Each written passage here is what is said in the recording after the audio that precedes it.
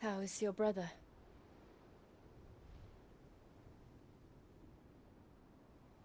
Asleep, since I returned from the Dominion. Taya says he should be back on his feet soon enough. For a while, at least.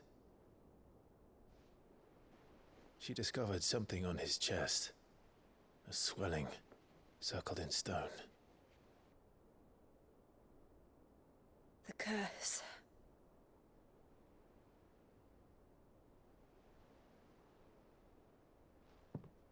For every mountain we climb, another rises up to greet us, doesn't it? It's never ending.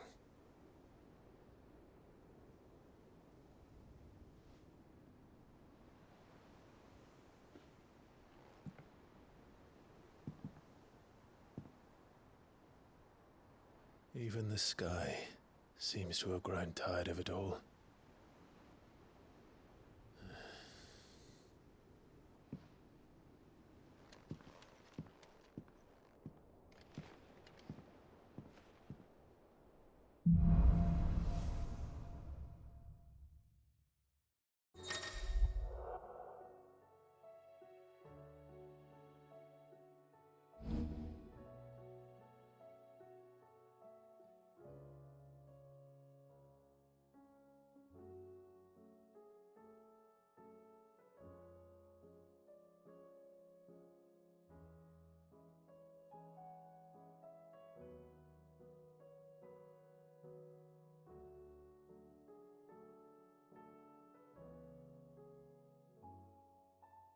Tony won't be happy if I disturb Joshua. While he rests, I might as well see what Otto has to say. It will take time to come to terms with everything that happened in the Dominion. Time is the one thing we always seem to lack.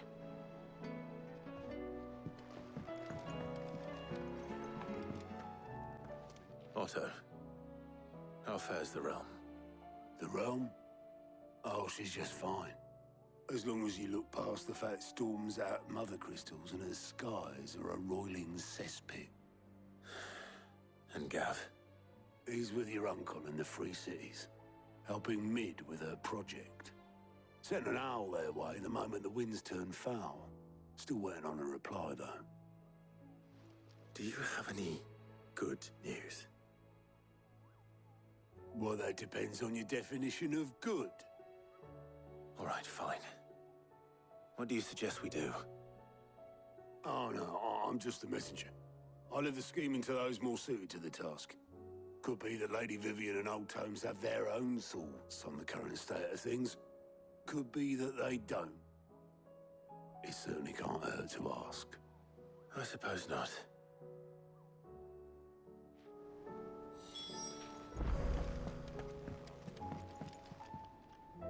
How is it that every one of your little excursions presages some inexplicable catastrophe? Not that you are to blame for the Dominion's fate. No one could have predicted the actions of the Crown Prince. I'm sorry I couldn't save your home. My countrymen are stronger than you think. A few toppled clock towers won't break their spirits. They'll be back on their feet in no time. I hope so. Look at us. Bluer than a pair of bog crabs. Tempting though it may be, sulking will not help us find a solution to this mess. You believe there's one to be found? I don't know.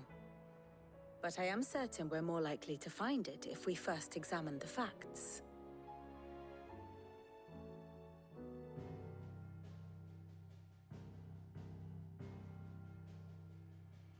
Beneath these darkened skies, fear and confusion reign over Valisthea. Oh, the lands around the fallen Mother Crystals had already begun to wilt for want of ether. But not like this. Crystals that filled wells and fueled furnaces. Now nothing but pretty shards of rock. And those that hang from the people's necks cast nary a glimmer of light to keep the dark at bay. It is only a matter of time before the common folk convince themselves that the end of days is upon us. Yet I fear a swift end is more than we can hope for.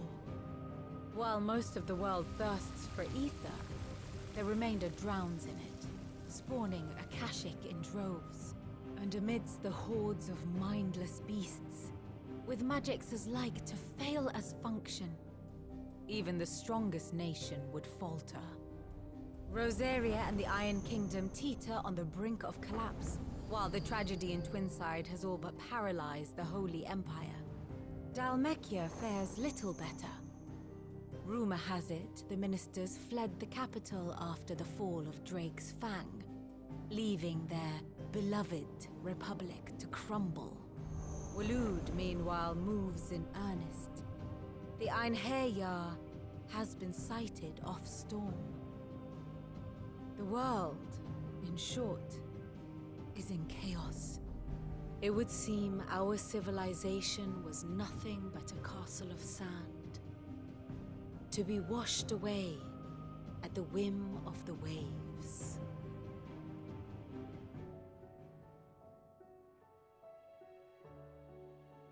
A castle of sand. Not my best flourish, but it seemed fitting. The reports I've received are considerably more blunt in their appraisal. Without the protection of their nations, it will fall to the people to defend themselves against those who would take what is theirs. Which is only ever going to end one way. Defending a farmhouse against a band of chocobo thieves is one thing, but pitchforks and palisades will do little to stall an army's advance. Should the King of Waloed deign to invade, there would be none to stop him. None but us.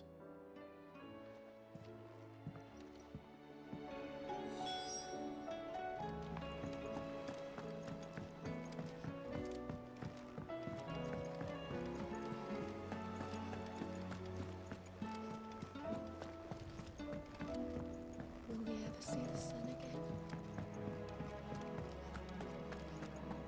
Seems that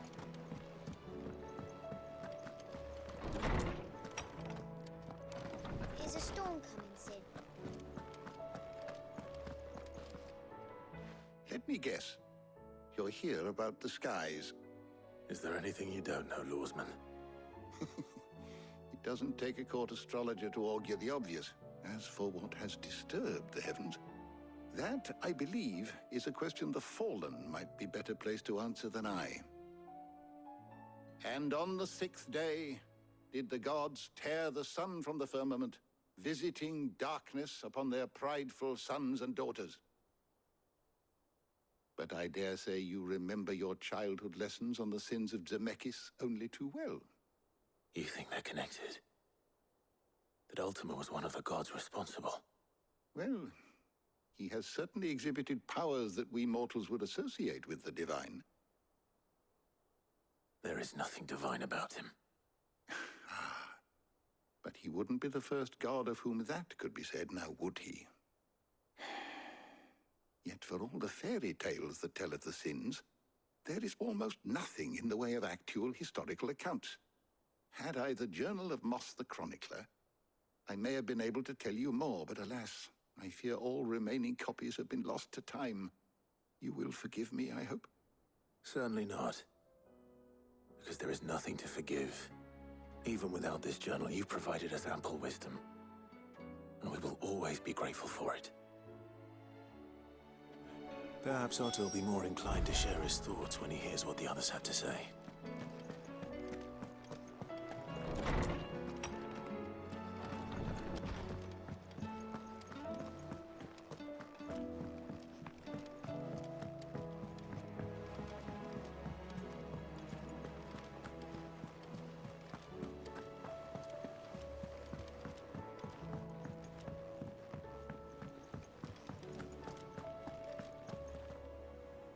Clive, we have a problem. Only one. That would be a first. It would. Actually, there are three. We had as many owls arrive while you were at the shelves. Martha's got a Akashic out her gates, and talk of monsters roaming the hills outside of Northreach has put the wind up Isabel and her lot. And don't forget Dalimil. Lubor says the village was raided by bandits. When it rains... It fucking pours. The curse breakers are spread thin, taking stock of the damage in the Dominion. And even if I could get word to all of them, I doubt they'd get here in time to make any real difference. Which means... there's only two people who can. Jill and I. Let them know we're on our way.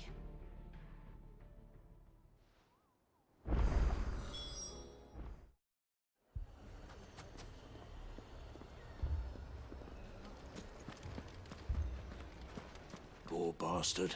Couldn't run because of the weight of his load. Still, better a branded than one of us.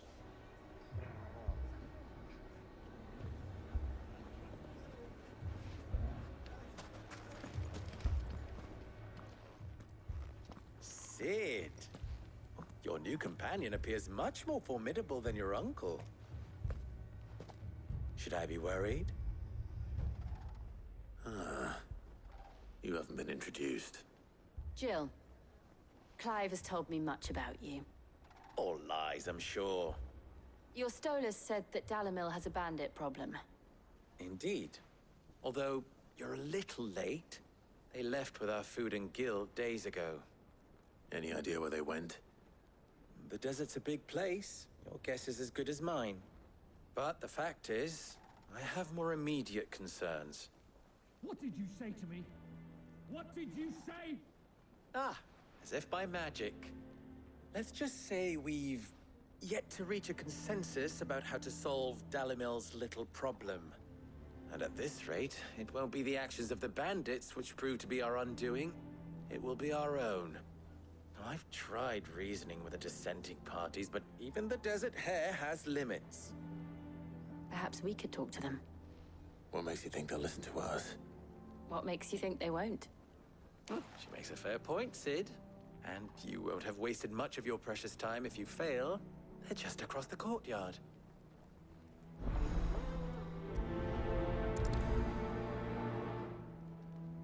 Suppose we just follow the shouting.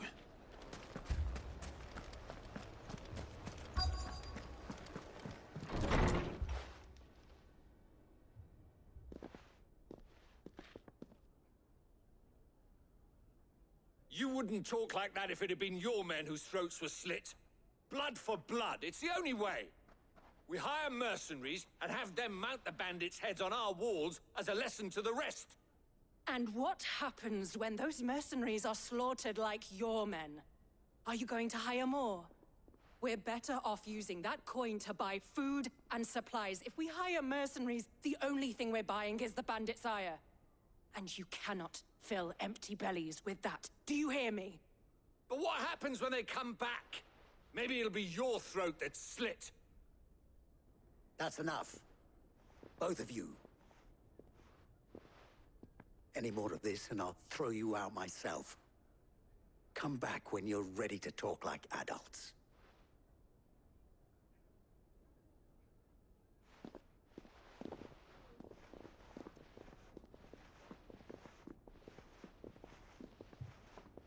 Victor. What's he doing here? Cid. And Lady Jill. What brings you here? I was about to ask you the same thing. Costness is in chaos, and the markets have all but ceased to operate. The Briar's Kiss here in Dalimil is the only place I can reliably obtain supplies. I was here to do just that when Master Lubor told me of his troubles. He thought I might be able to talk some sense into these fools. But if you're here, I suppose his patience must be waning. Who are those people? Those were the thorns in Lubor's side. And the reason this place might be headed the same way as Costness. It's these accursed skies. The darkness is enough to drive a man to madness. Or an entire city, for that matter. We're still working on the skies. But in the meantime, perhaps we can find a solution to Dalimil's problems. I hope so. For all our sakes.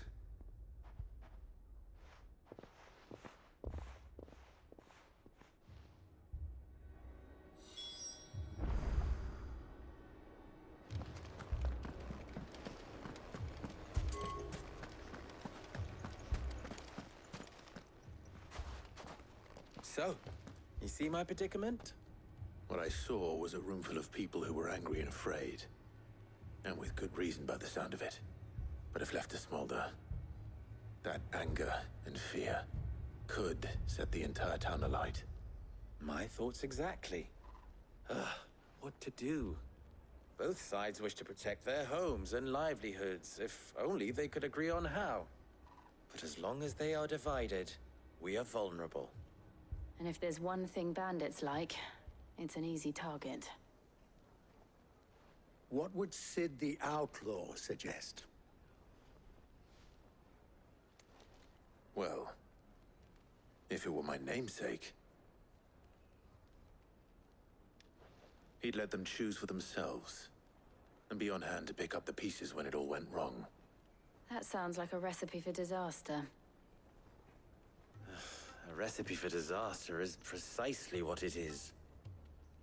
But perhaps that realization would be enough to make them question the ingredients. While it's plain neither Conrad nor Natalie will countenance the other's proposal, it may still be possible to make them doubt their own. Before presenting them with a third option. And that would be? To pool our resources and save the city ourselves. Why fight each other? When all that fear and anger can be directed at the bandits. It appears we have a plan of action. Victor, pay Conrad a visit. See if you can't convince him of his folly. I'll speak with Natalie. As you wish. Your faces are not well known in this town. That may prove useful. Don't worry, Victor and I will do most of the talking. You need only play along. Play along? What he means to say is yes.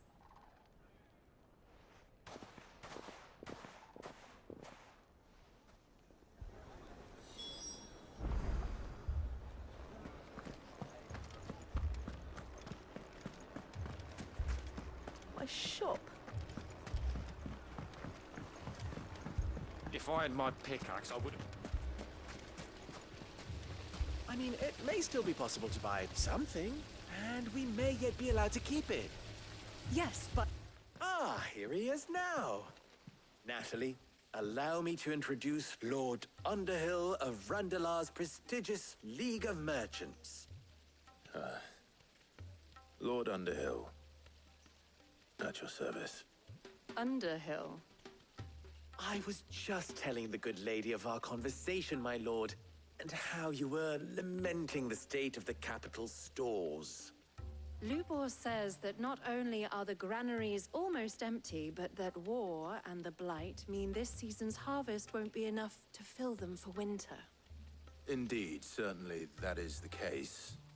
The nobles in the capital are buying up the city's stocks of barley and wine, driving the prices higher than most commoners can afford.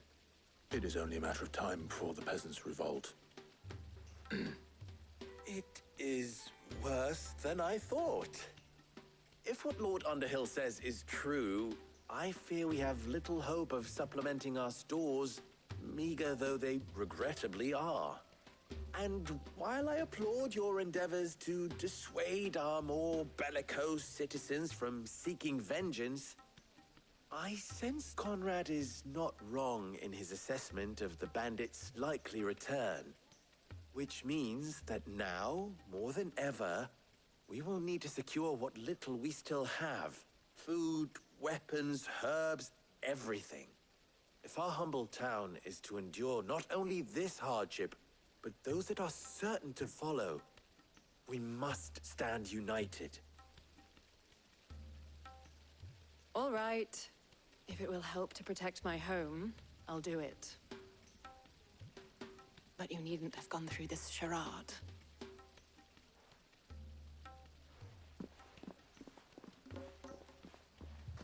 Thank you, Clive. Your performance was nothing if not workmanlike. She saw right through it. I didn't say it was good, merely that it produced the desired effect. Now, my scouts should be returning shortly. Meet me back at the Briar's Kiss, and we shall see what we face.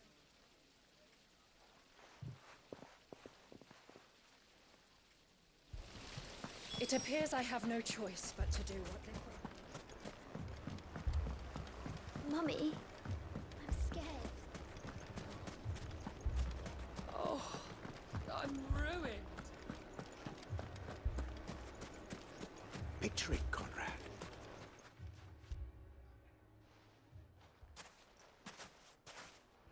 Ah, here she is.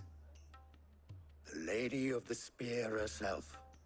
Conrad, may I introduce you to Jane, commander of the Red Wings, the oldest mercenary guild in the Free Cities. A pleasure, my lady. The pleasure is all mine. As I told you, I summoned the commander here from Canver to inquire about a contract. Victor says you told him no. That there aren't any men left to hire. Is that true? True as the crystals cracked. Nobles came and claimed every last one worth his salt. And not just from us Red Wings. You know of the 7 high houses. There must be 200 swords assigned each one. Granted, we have a few boys left. If it's boys you're looking for.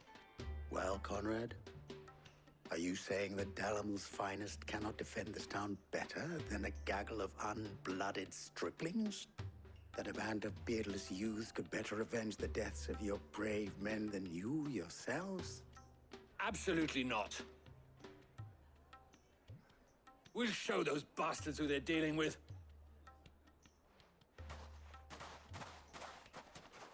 I can't believe that actually worked.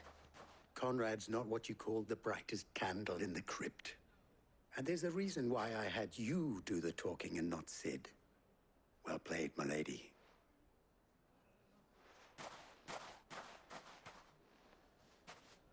I'm not convinced our roles in this ruse were entirely necessary. I don't know. Conrad seemed quite taken with you. Good news, Sid. Both Conrad and Natalie have somewhat gracefully accepted their new roles. With time, they may even learn to. Time no longer appears to be the luxury it was before lunch. I take it your scouts found the bandits. Technically, it would be the bandits who found my scouts. It appears they march for Dalimil as we speak. All of them. You're not serious.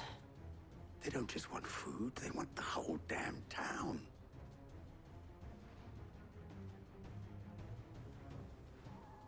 I have a favor to ask. I'm told the bandits march in 2 groups, one from the south and one from the desert, in a move doubtless intended to stretch our already gossamer-thin defenses. Very well. Jill and I will meet those from the desert. But what of the rest? The rest, my friend, the city shall fight. Together. The stakes, I concede, are high. But if this does not unite Dalimil, nothing will. That is a lot of faith to put into those who had their hands around each other's throats but a moment ago. Then it will be for us to see that their hands are kept occupied. And I do mean us. I thought you might say that. We'll hold them off for as long as we can. And we will do the same.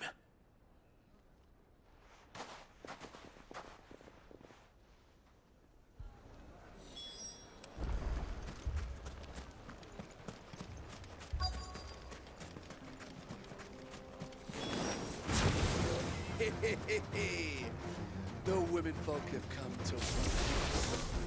I'll take that one. It's all yours.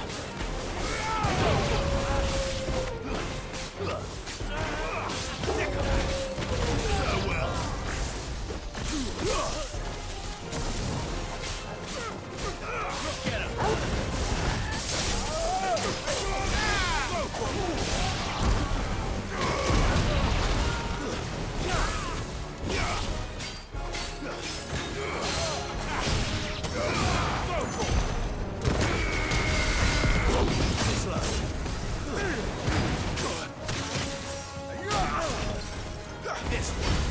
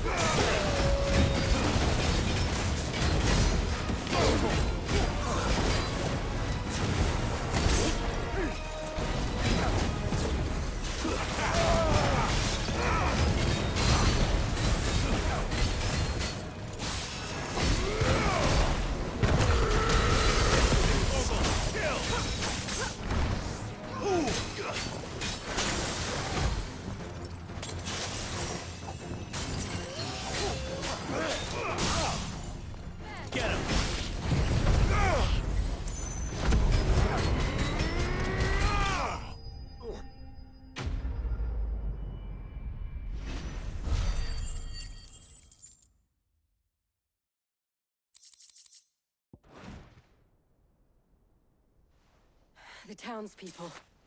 Could they have held out? I don't hear any fighting. What do you think? That we should hurry.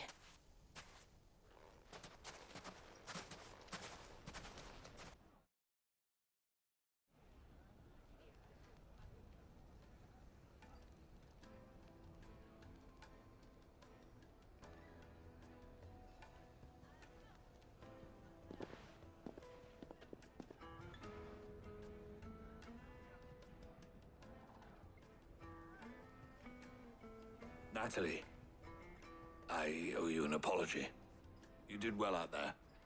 The inn would have been lost had you not held the line. Without you, there would have been no line to hold.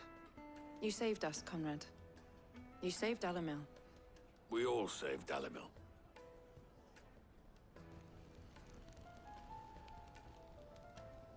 Conrad seems to have had a change of heart. I'd say they both have. I take it from your presence that our visitors from the desert won't be joining us either. Pity. The plan worked, Sid. Granted, it only took an army of bloodthirsty bandits at our gate. Calm now, Victor. Why quibble over the details? We are united, and that is all that matters.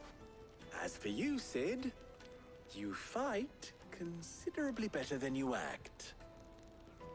I'll take that as a compliment.